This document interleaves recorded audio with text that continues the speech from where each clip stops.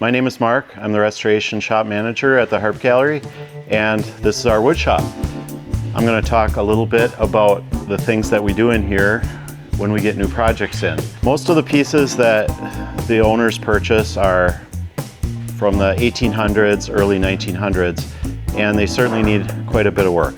In here we have a variety of woodworking equipment. Here's all our lumber over here.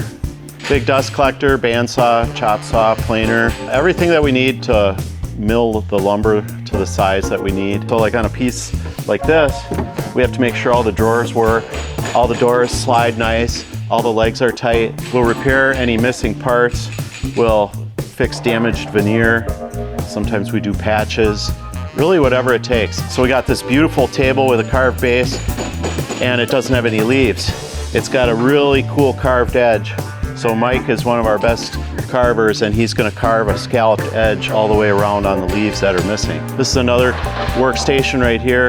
Again, I've got one over here, and then I have two other full-time carpenters that work back in this area. Bottom line is, when it goes through these doors, the pieces have to be structurally solid and visually appealing to the customers. Once we get it to that point, we send it out these doors. Okay, this is our prep shop. And this is where we prepare all the furniture for either the finishing department, or also we'll wax furniture. A lot of the European pieces traditionally had wax on them. We also have an artist on staff. We do art repair, frame repair, anything that needs. Yeah. This pile of furniture here is furniture that's ready to finish. We like to finish things in batches just for efficiency. So each finisher will do up to 3 or 4 pieces at a time, depending on what they are, how large they are. Once things are finished, they come over to this area, which we call punch out. And this is essentially where we prepare everything to be photographed.